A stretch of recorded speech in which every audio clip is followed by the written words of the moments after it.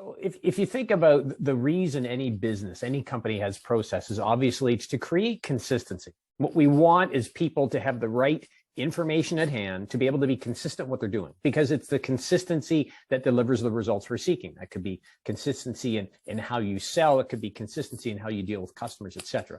But that in mind, the challenge comes, I think, when we look at today's younger generation or newer employees, if you will, that are entering the workforce and saying, look, I've got a lot of ideas, a lot of education, and maybe a variety of experience to share. So if you have processes that are fixed, that are set in place, that you're not open to receiving information or ideas or feedback on, they can tend to be restrictive.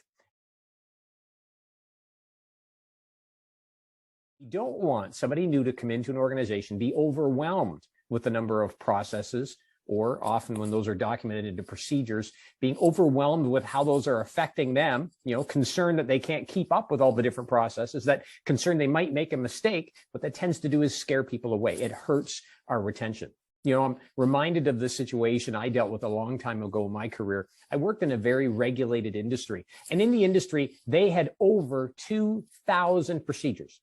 Over 2,000. Now, there was good reason for it, and I didn't need to know all 2,000.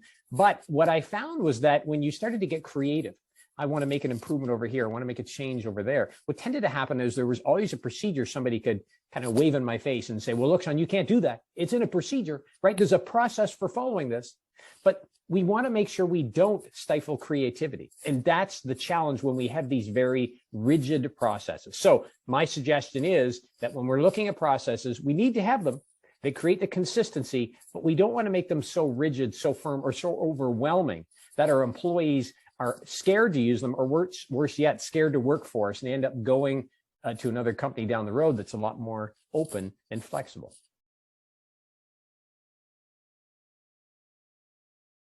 How can you involve your teams? And that really is the key. You must involve your teams. The challenge I've seen, first off, let's get this out of the way. If you want to revise processes or procedures, you don't want to hand this off to somebody who's not involved in that process or procedure, right? We want to make sure we're involving those who are actually performing the work each and every day. So don't hand it off to QA. Don't give it to your procedure writing department. If you happen to have one, you have to be pretty big to have one. You want to make sure that the people who are actually executing the work, the job, are involved. That might require a cross-functional team, or it might require some sort of individual or a small group of individuals within the team itself.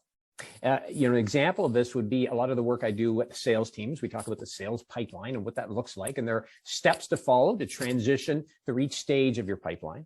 But when we look at the processes and when we look at documenting those into procedures, we get to small groups of individuals within the team in sales. We bring them together in order to try and improve upon and make something that everybody will use. See, that's the challenge when we quote unquote outsource this to other departments. It's written by somebody that we don't know, somebody that doesn't do the work every day, and therefore it makes it very difficult for us to adapt and adopt that process. However, when we get the individuals on the team themselves to document, to capture, to write maybe the process, the procedure, what tends to happen is there's a little bit of buy-in that occurs because they start to include their ideas, and now this is their process, their procedure, not something somebody else wrote. I've seen examples of where a process was created and then somebody didn't follow it, and another person on that team that actually helped write it came up and said, what are you doing? You're not following this process. We put this together. You should be following it, right? There's a whole level of accountability that we create.